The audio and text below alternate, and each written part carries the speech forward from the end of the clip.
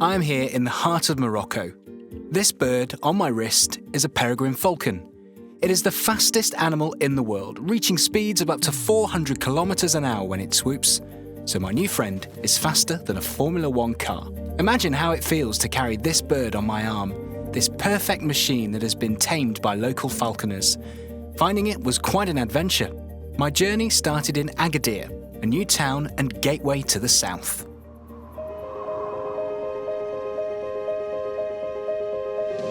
I am in Agadir. This city had to be rebuilt following a massive earthquake in 1960, measuring 5.9 on the Richter scale and claiming 12,000 lives. It's insane. How are you? Fine. And you?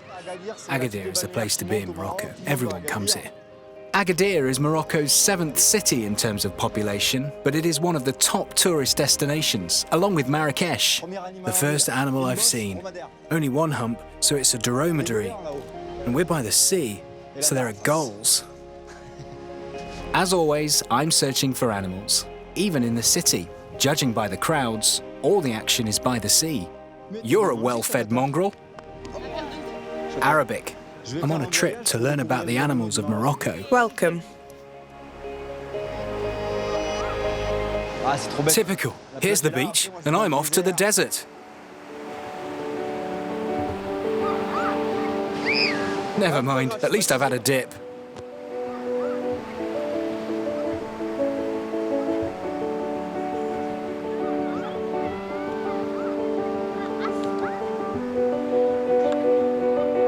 Where is the port? Over there. Bye.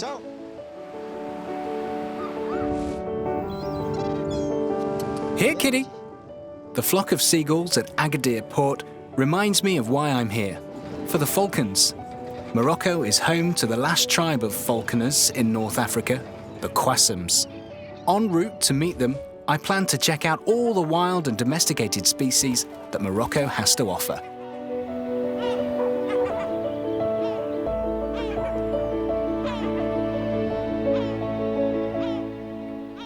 Falcons. Do you see falcons here? They're rare. They're rare? People have suggested I visit the zoo. The earthquake destroyed the Medina here, so local families spend their Sundays in this park, which they call Bird Valley. It is home to animals from Morocco and the rest of Africa. This is amazing. I'm at a zoo in the city centre and it's free. There are Barbary sheep here. Agadir Zoo is the only place I'll see them. They're sturdy creatures.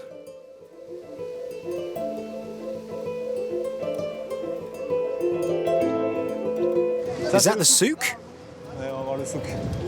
It's the biggest souk in Africa. The biggest souk in Africa? Are you sure? Yes.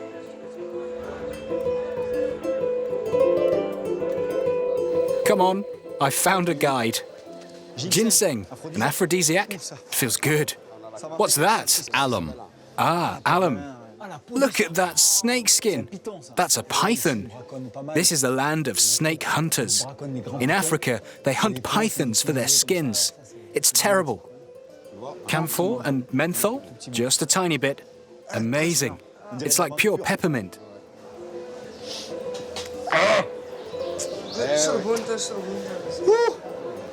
It's good for your throat.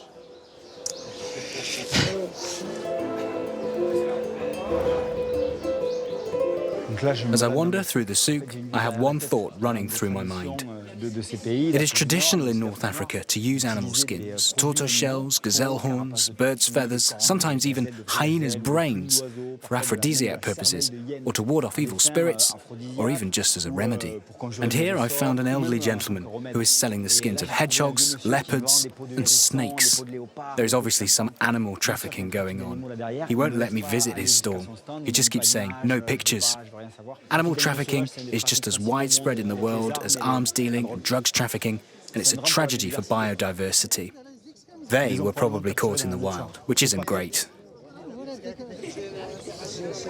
And this is a goldfinch. This makes me sad, because I love watching goldfinches in my garden. The best goldfinches fetch a high price.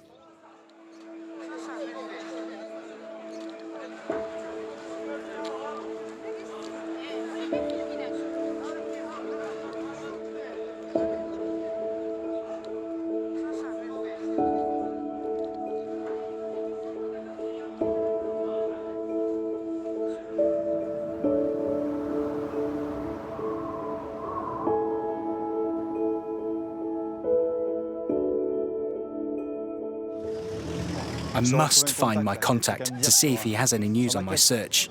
Brahim? Hello. How's it going? Good, thanks, Remy. Everything okay? Everything's great. You're not getting me up there, are you? Yes, we're going for a ride. Do you have any news on the falconers we talked about? The biggest concentration of falconers is in the Doukkala region. I'm going to take a trip into the wild to explore the parts of Morocco I'm not familiar with. Right. And I'll make sure my path leads me there. It's in central Morocco, just to the north. There's a whole community of falconers there. You'll see. I have a good feeling about this. I've heard that near Agadir, there's a nature reserve for species which can no longer be found in the wild. Do you know it? Of course. It's Souss Massa Park. And what can I see in the Souss Massa Park? Oryxes. Large desert antelopes. Exactly. And bald ibises. There's a whole menagerie waiting for me there. My wild trip starts tomorrow.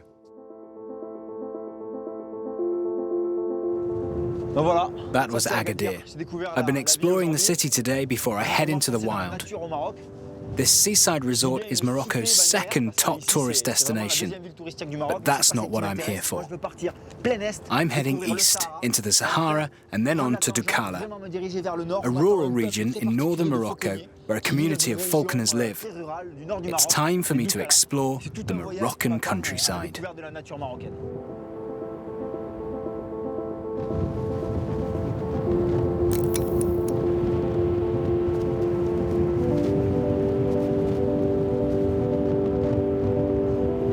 Souss Massa is a taster of the desert. Nestled in the dunes, this reserve is home to a mythical beast from the Sahara, one that has now disappeared from the wild, the scimitar oryx. Redar is another committed naturalist. I want to share my impressions of Agadir with him and glean some advice. You know, I'm not too sure what to make of Agadir. It's hardly a centre for wildlife. I saw very few animals, apart from in the souk, where I saw animal skins and other dubious animal products. Supposedly with magical properties. Take this spiny-tailed lizard, found in the Tata region. It's a reptile, right? Yeah. And it's sold in the souk by poachers on the black market. Now, legend has it that its blood can cure asthma. Well, nonsense. But its throat gets slit anyway. I've heard they even use hyenas. Yeah, the brains. What do they do with them? Sell them as magic charms. So people actually wear them? Right, and they cost a fortune, between 1,000 and 2,000 euros per gram. Last week, on a website, under the heading Animals for Sale, I found a falcon. A falcon? I've come to Morocco to see falcons. I didn't realize you could buy one on the internet. I called the guy. He wanted 300 dirhams for it. I bartered him down to 150. He delivered it to my house, and we released it back into the wild. Right. So you brought a falcon? Yeah. With your own money? Right.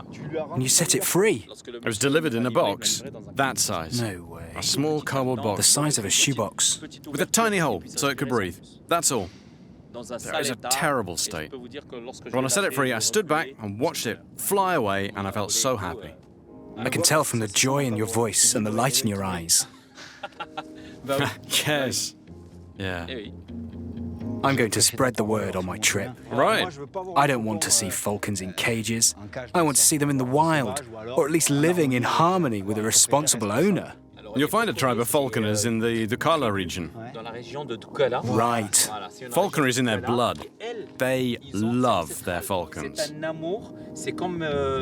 Love is a strong word. No, but it's true. You'll see. The falcons there don't live in cages. They live in a corner of their master's houses. Really? In the living room? Yeah. Falcons are revered. That's there. amazing. Thanks, You're Redar. welcome. See you soon. Bye. Bye.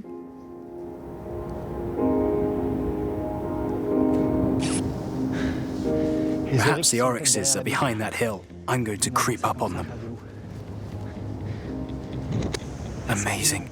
I'm standing beside one of the rarest antelopes in the world, the scimitar oryx. It's beautiful, a work of art. This species of oryx is in real danger of extinction. It's amazing to see one. I'm observing its behavior. I'm acting like a predator, so it's a bit anxious. They don't like people creeping up on them and staring at them. Hunted through the ages by Saharan tribes for their meats and their skins, scimitar oryxes with horns of up to 1.5 meters long were even kept as pets in ancient Egypt as a sign of prestige. I hope this oryx will one day leave this reserve and be free to roam the Sahara once again.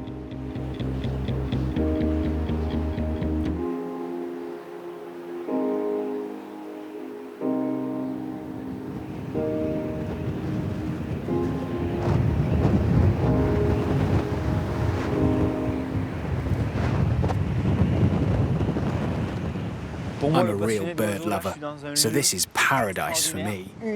This is the only colony left in the world of this iconic species, the bald ibis. It's a wading bird with a long red curved beak and shiny black feathers.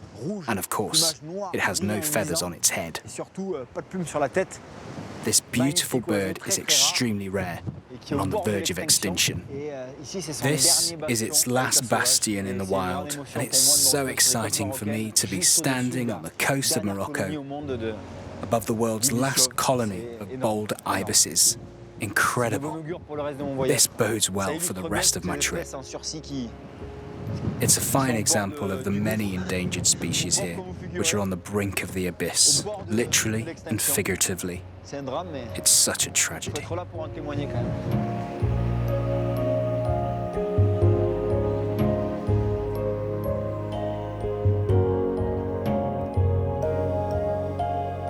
Next stop, the Sahara, the biggest desert in the world. To get there, we must cross Morocco from west to east. It's a 600-kilometer trip that will take a good 10 hours. There's something there. Perhaps it's a bustard? It is. Amazing. It's the natural prey of the Peregrine falcon. I've never seen one before. The bustard is so rare now due to hunting. There's a plan to reintroduce them to Morocco because they're on the verge of extinction.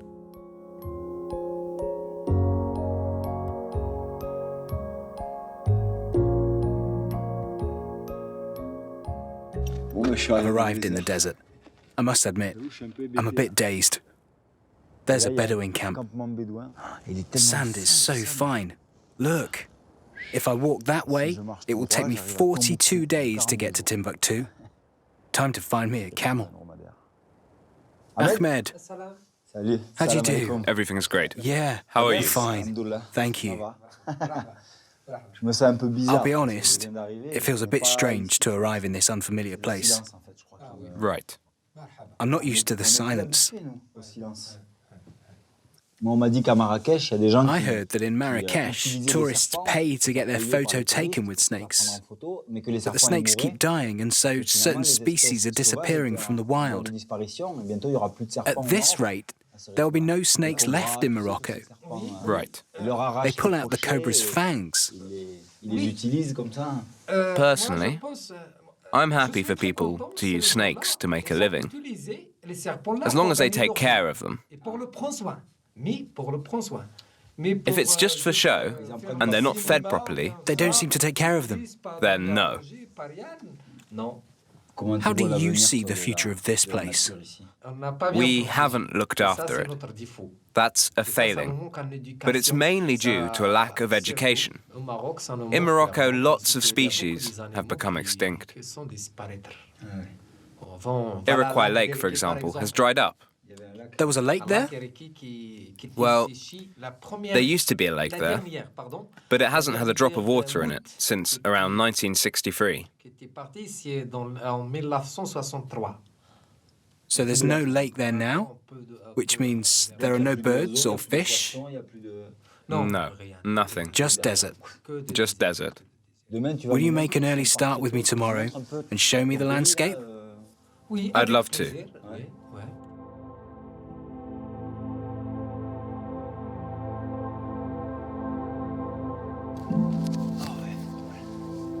The desert makes you a bit delirious.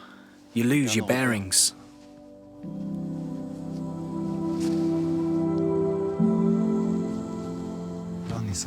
We're in the southeast of Morocco, close to the border with Algeria. quite far from Marrakesh. We're southwest of Marrakesh, east of Agadir. Our trek across the desert starts here. This is the final human outpost of the world's biggest desert. My fingers are freezing. That's the paradox of the desert. It's freezing cold at night, especially in winter, and boiling hot in the daytime, and always dry. An area is said to be arid if it gets less than 100 millimeters of rain a year. There are even hyper-arid areas further south, which get less than 5 millimeters. Let's see what this desert has to offer in terms of wildlife.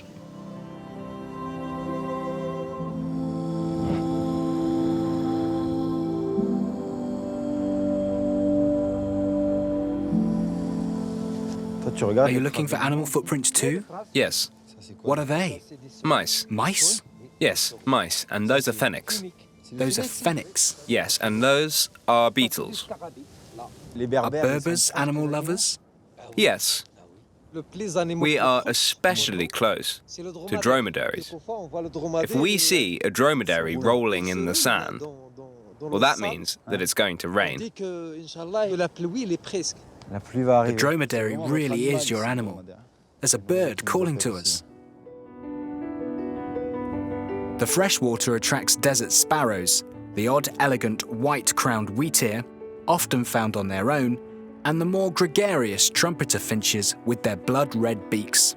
These birds travel far and wide for a drink.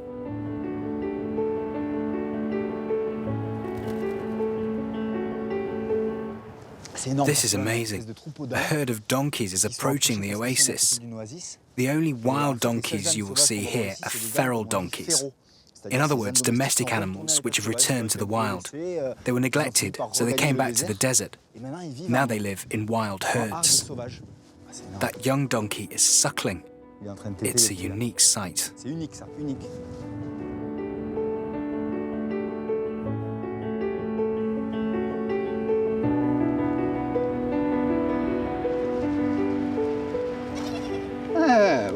The goats roam from oasis to oasis, from rock to rock. They seem to enjoy being in the desert, despite the harsh landscape and extreme heat.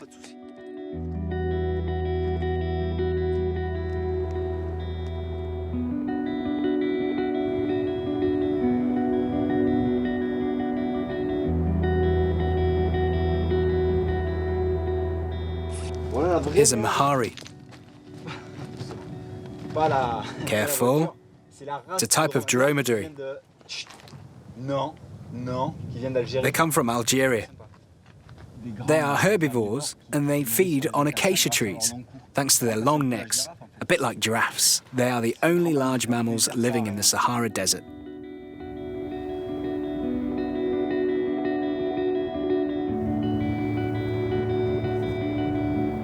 That's amazing. This species is becoming increasingly rare in the Sahara. They are Dorcas gazelles, one of the smallest breeds of gazelle, and they are all grey. They have tear pits in the corner of their eyes stretching down to their snout.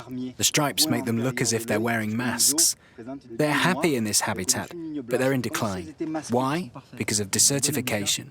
People rightly think that the desert is expanding, but only because of the soil eroding. Bad farming methods, too much slashing and burning, too much burn beating, too much grazing, overgrazing even, in the case of sheep.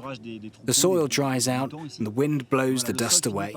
That just leaves rocks where nothing can grow, so the desert expands, and that poses a real threat to the animals of Morocco. They end up leaving the desert and heading for human habitats, which is no good at all.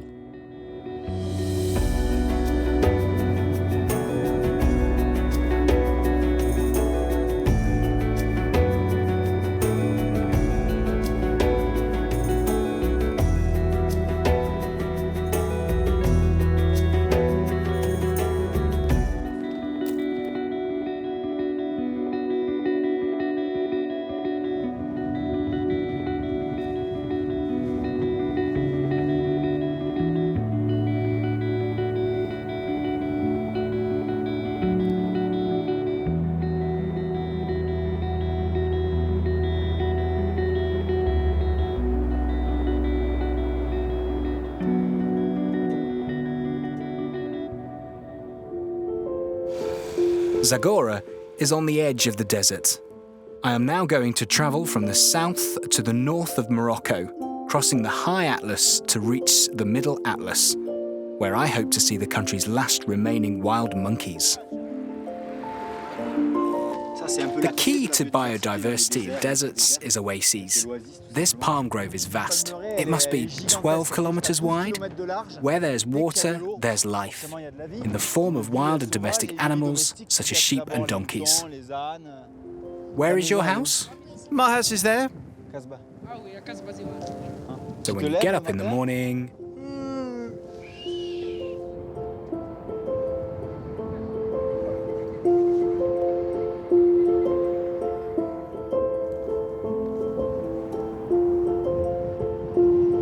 when people think of deserts, they think of sand dunes. Actually, rocky desert areas, known as ergs or regs, like this one, are more common. It's vast. You could easily get lost. In order to survive in this environment, the plants must put down roots away from the light, even under rocks. When you lift up the rocks, you see things like this. Darkling beetles are experts at adapting to the desert. These tiny bumps on their wing cases capture tiny droplets of water from the ocean mist.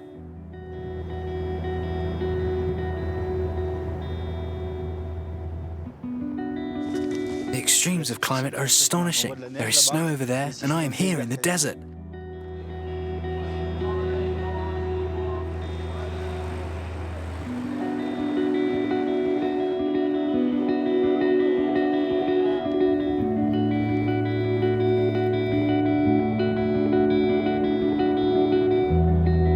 I'm off to meet Osama, an expert in ecology and biodiversity. He is going to explain the relationship between humans and animals in his country.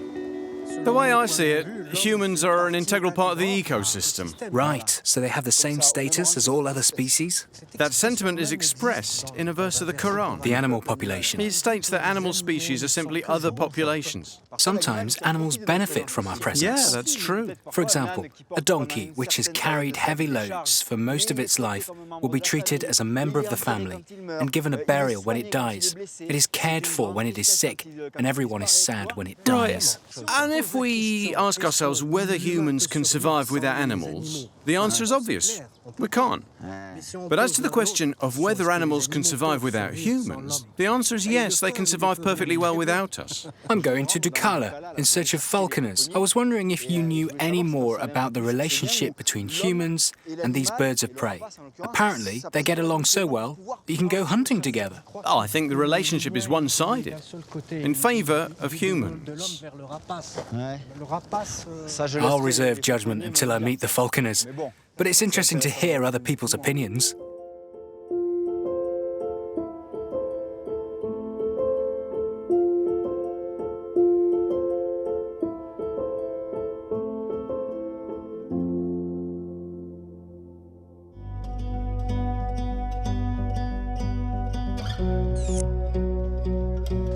What is great about Morocco is that the landscapes are so varied and contrasting.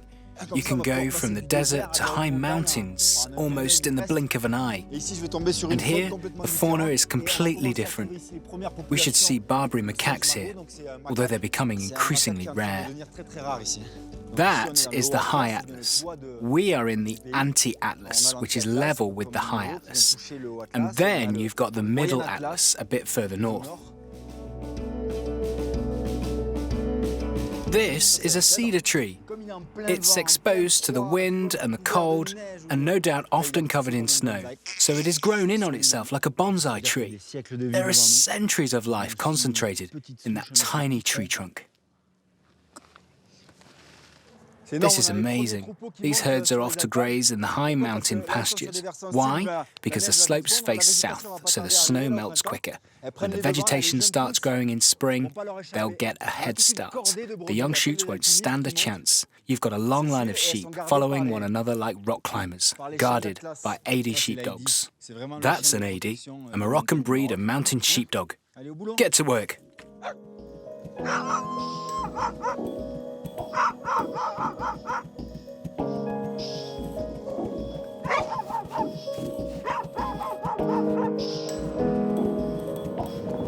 Red-billed choughs are in their element here.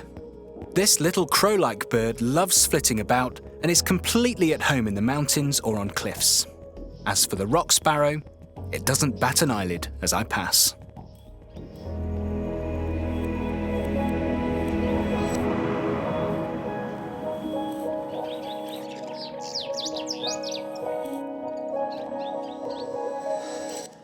I found a small riad deep in the mountains. I've come from the south, so I've crossed the high Atlas and I'm now at the junction with the middle Atlas Mountains, where there are meant to be colonies of Barbary macaques, which I'm hoping to see in their natural habitat. Look! Cascade. La baisse.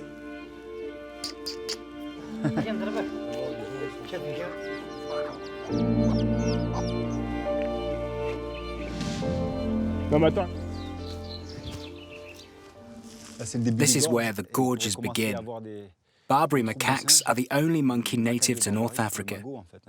Karim and Ali often see them here, so they are leading me to monkey territory. We're starting to see traces. Thank you. Careful, it's slippery. Careful.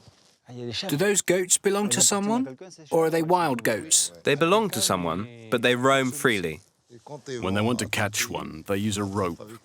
Right. So they're semi-wild. These rock birds must get an amazing view.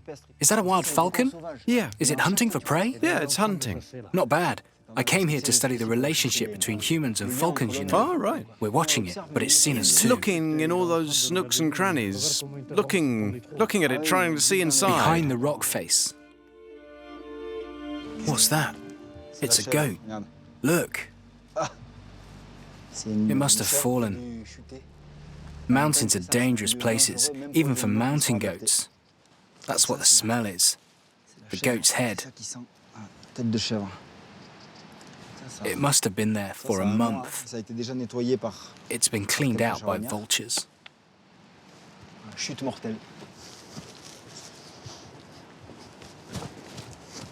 My friends are inside. They went on ahead. Let's see what they found. You okay? So you're in here? Yeah. It's vast. Yeah, it's huge. Wow. It's a rock cathedral. Look at the light. It's amazing. Do you think there might be bats in here? This place must have seen humans, monkeys, birds, and all sorts pass through it. Look at that shaft. That's incredible. He knows his way around. You're more agile than a monkey. Let's head for the rock face. The Barbary macaques must do this all the time, so it must be possible. Watch out, it's slippery. It's not easy being a monkey. I've got a lot to learn. We're going to try and get up close to a colony of Barbary macaques that we spotted up there on the ridge. Look at those massive ones up there. They're huge. We're standing in front of a real colony of Barbary macaques. There are only between 5,000 and 8,000 left in the wild, according to the latest scientific estimations. So this is unbelievable. It's not a good idea to run after a wild animal, because you'll disturb it. We're going to try and position ourselves on the mountain opposite where we can get a closer look. We found a good spot, but it's going to be hard won, because it's quite steep. Hop.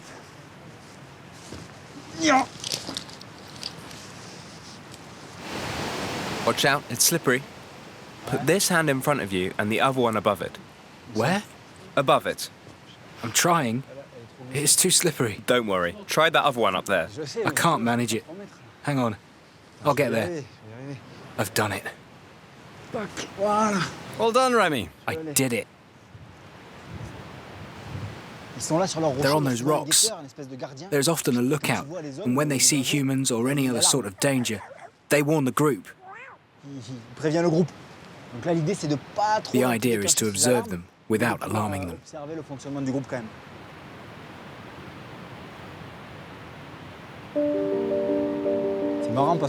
These animals display highly developed social behavior.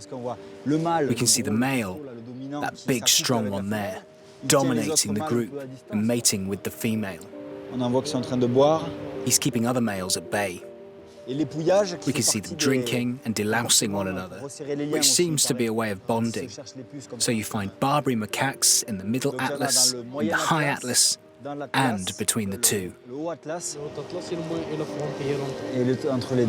If you see one in another country, it's been stolen. I feel so honoured to have seen the last remaining Barbary macaques in Morocco, because I fear they'll become extinct one day. We're worried about that too, especially when people start feeding them. So tourists need to be warned not to feed the monkeys. There are signs up everywhere. But people don't pay any attention. They're fast becoming endangered in the wild because the mothers are being killed so that the baby monkeys, less than a year old, can be taken and tamed. This wild landscape is just a few kilometers from the famous 110-meter-high Ouzoud waterfalls. The future of the Barbary macaque will be decided here in the Middle Atlas, since the area has been completely redeveloped for tourism. Shops and restaurants have sprung up all over the place, and the monkeys are suffering. They're at the mercy of humans who have turned them into beggars, passing on their diseases. This is the root of the problem.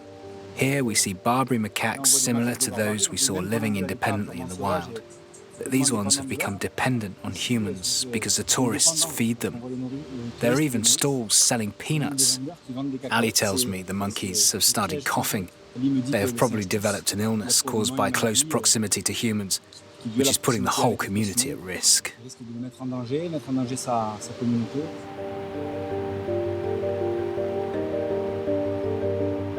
Look, look! He grabbed that from that man's hand.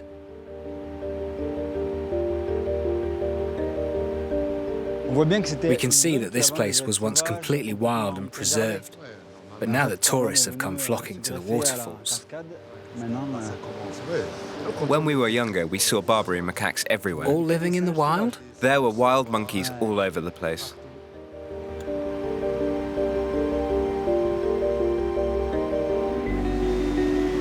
It's enough to make your head spin. Within the space of a day, I've gone from taking in breathtaking scenery to observing the tragic demise of the Barbary macaques.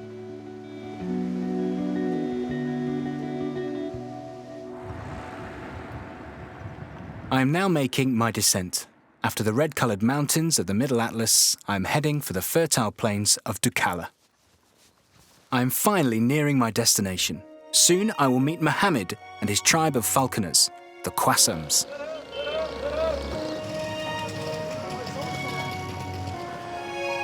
Oulad Frey?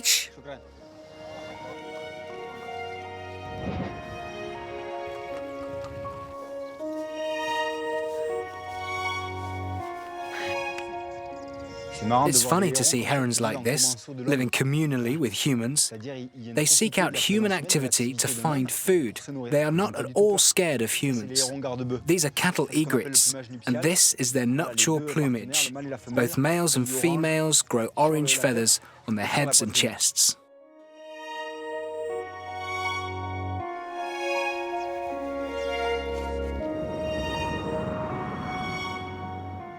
I think it's here.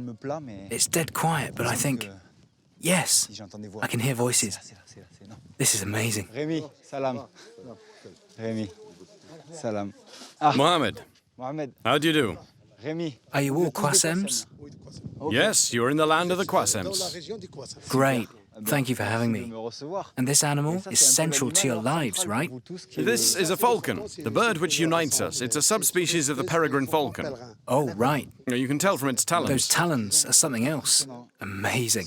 This man is over 90 years old. And that's Abd Malik. He is hoping to take over. Falconry is passed down from father to son. You can't learn falconry theoretically. You have to learn it from another falconer. Come see what we've got for you to eat. Wonderful. Squid, tuna, and all sorts. It smells good. Delicious. Have you found that there are fewer fish in the Atlantic than before? Or are you still finding enough? No. There are fewer? No, the stock is totally depleted. Really? Soon there won't be any fish left. So you are a falconer and a fisherman? Yep, I'm a hunter. A hunter of fish and of birds. That's amazing. Do you know much about wildlife? Everything. All wildlife? I know all animals. We're going to get on well then. Of course. The difference between traditional methods of hunting and modern methods using guns is that hunters with guns are hunting for themselves, whereas falcons hunt for everyone. If they only catch one bird, we're happy. So this is the end of the hunting season. It's the end of the hunting season. Hunters with falcons practice sustainable hunting. At this time of year, falcons start to molt, and their appetites wane. Also, they don't want to go hunting when birds have laid eggs. Oh, I see. So it's sustainable. They respect the cycle of other species. It feels strange to eat, surrounded by animals. The falcons are right here. It can't see a thing. Does the fact that they are in the dark calm them down? It stops them from breaking their feathers, because they just want to hunt and eat. So they might try to fly away. Hoods like these are used all over the world. The tooth and the talons. Amazing. So it's ready. Great. You need to tie a knot to stop the falcon undoing it. They can undo it themselves? Amazing. Yeah, your left hand. There. It's really light. It feels as if it could just take off. These birds have very light bones and powerful pectoral muscles. And falcons can literally turn their head around 180 degrees and look behind them. So I need to make a nice round fist. Okay. This one is for the falcon. The other one is for your phone or a horse. That's why it's always the left fist. So you only have left gloves? Only left gloves. Peregrine falcons are the fastest birds in the world when they swoop. They are known as high flyers. They circle above their prey and then swoop down on it, reaching phenomenal speeds of about 300 kilometers an hour. They attack their prey mid-flight, stun it, knocking it out, and once they're on the ground, they kill it by striking it on the back of the neck. I can tell I'm surrounded by animal lovers. So these are barb horses. That one was born on my land.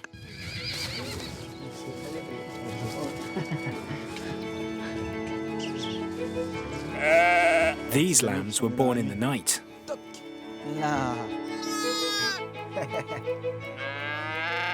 And does everyone have their own falcon? Yes, everyone has a falcon. What do you choose? A male? A female? Only Does it females. depend? No males. The males are too small. This is a young falcon, which was caught in the wild, so it is being hacked, which means it's being trained.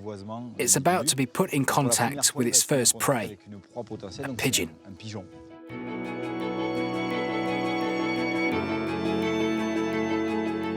It's about to be released for the first time by a young falconer. So a young falcon with a young falconer. Young falconers are the future. They must learn what to do. Okay, and he has this pigeon for training purposes. Yes, he has his pigeon. They're giving the falcon some pigeon heart, so it gets a taste for it. And the pigeon is at the end of the line. Right, it's at the end of the line. Careful, it's about to take off. Okay. Did the falcon rip it apart like that? Wow. It uses its beak as a knife. Now it's really going to get a taste for pigeon meat. It's funny. Everyone is gathered around the falcon while it rips the pigeon apart and eats it. They're celebrating the falcon's first pigeon.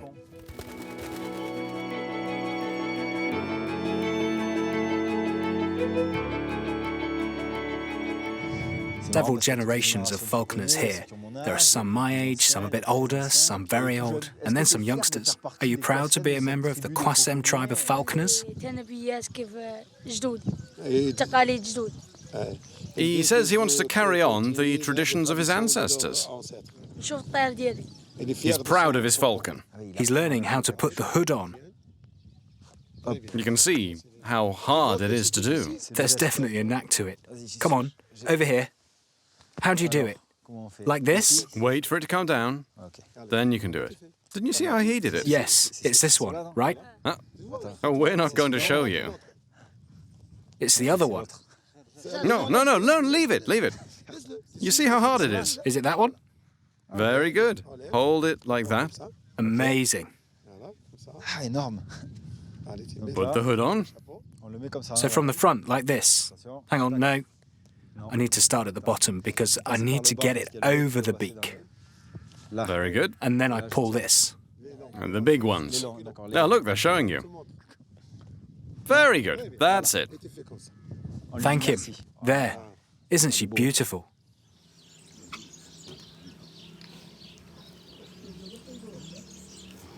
We're going to make partridge soup. It's already in here.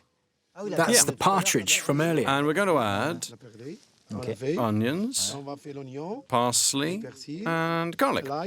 It's hunter's soup. Yeah, Falconer's soup. falconer's soup. So nothing is wasted here. Everything the falcons catch gets eaten. This will add flavour. Great. Oranges from the garden.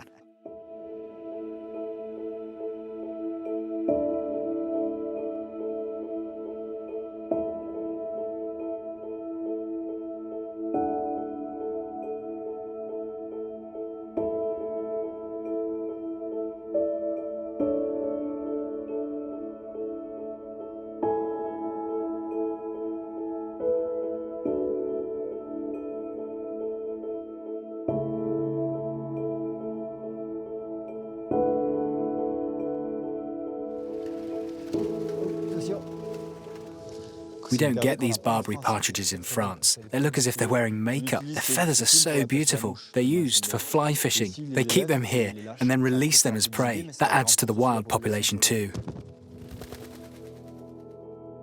Tonight, I have the privilege of sleeping at Mohammed's house, alongside the falcons. I had no idea that the relationship between these birds, with their piercing eyes, and the humans who tame them was so intense. The secret lies in the act of hunting for prey.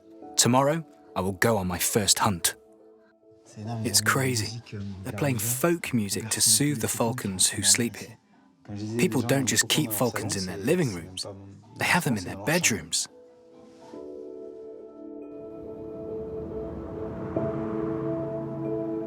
This is its medicine. Is there special medicine for falcons? What are you doing there? Giving it its medicine. There. This is glue for gluing the feathers when they break. Ah, so when they break a feather, you repair it. Otherwise, they'd have to wait until they molt. Yeah, which could take up to a year. The wing feathers are the most precious feathers for a falcon. The word falcon comes from falx, which is Latin for scythe, because the wings are shaped like a scythe. You can see that quite clearly. It's impressive. A falcon's wing is like a blade. When you spend time with falcons, they gradually learn to recognize your voice. Really? They recognize you? Yeah. When you're out hunting, despite the fact that you're with 4 or 5 other hunters, your falcon will recognize you and respond to you. You spend 3 to 4 years with the same falcon, so it knows you.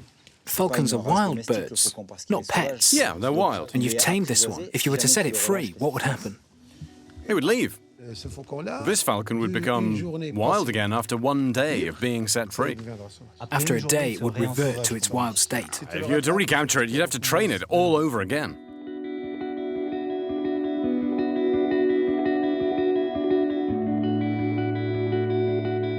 We're off to see some kestrels' nests. Kestrels are very useful to falconers and help the Kwasems to capture their falcons. Falcon against falcon? No, they put feathers in the kestrel's talons and then release them. The peregrine falcons think the kestrels have caught something, so they go after them. Ah, that's interesting. So you release kestrels with feathers attached to their feet.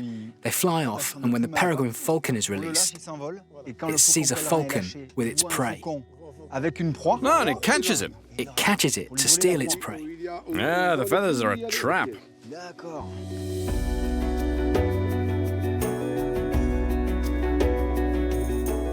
It's amazing. There are animals everywhere. There are wild animals and domestic animals roaming around, sheep, horses and poultry. And there you've got slugi, or Berber greyhounds. Wonderful. So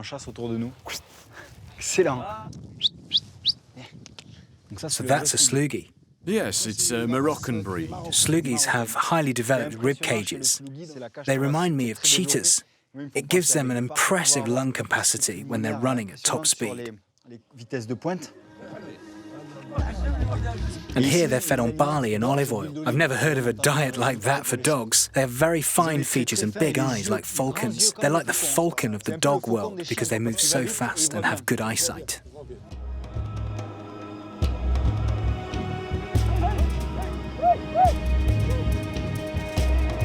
Look at how fast they're going. Impressive.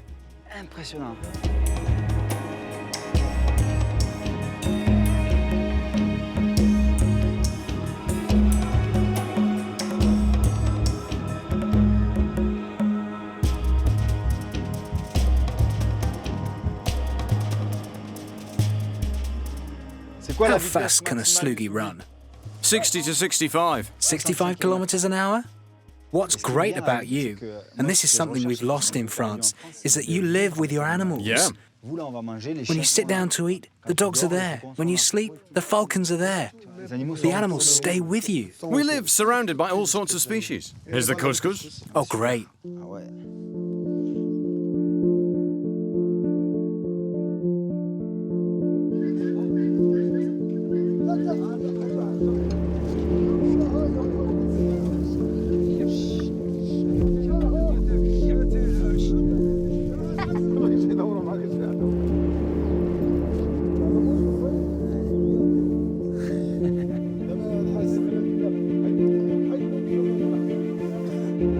This is it. Time for the fastest animal in the world to go into action. A Quassem's best friend in fighter plane mode.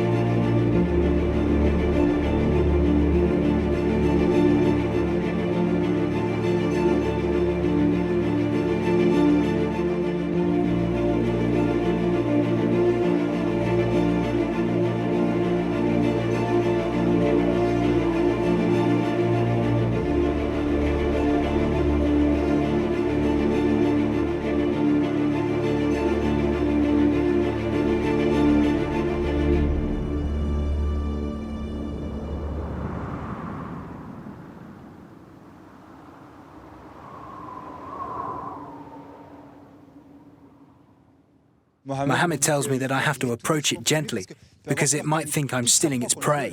You're not wearing the same clothes as us, so he thinks you're out to get it. It's used to people wearing jalabas, so I have to keep my distance. It's more trusting of the others. The falcon has caught its prey with its talons and killed it, and now it's ripping it apart. Yeah. And now you're going to take the prey away? Right. Okay. That's it. See? And now it goes back on the glove. Back on the glove. So it's ready to catch another bird. And meanwhile, you hide the pigeon. Incredible. That's it. It's funny how you can tell what your falcon is thinking just by observing its behavior. You have a real connection with it. Of course. Are there falconers all over the world? We've met falconers from 82 countries, including New Zealand, Africa, and France. You see them all carrying their falcons and wearing their traditional clothing. Falconers all speak the same language and train their falcons in the same way. I have contacts in every country. You name a country and I'll put you in touch with a falconer. The most important thing for you is to look after your falcon and teach it to hunt. Right. It doesn't matter so much whether it brings you food. No, that's not important. If I want some meat, I can go to the souk. And how do you see the future of falconry? Because today young people like video games, traveling, Sport. It is dying out within our tribe. But an association has been set up to train young people to be falconers. Are young people interested? Yeah. Are they coming back to it? I never realized the relationship was so complex, with codes of behavior passed from human to animal, but also from animal to human. Thank you for welcoming me into your family. It's been a pleasure. I'll spread the word about falconry.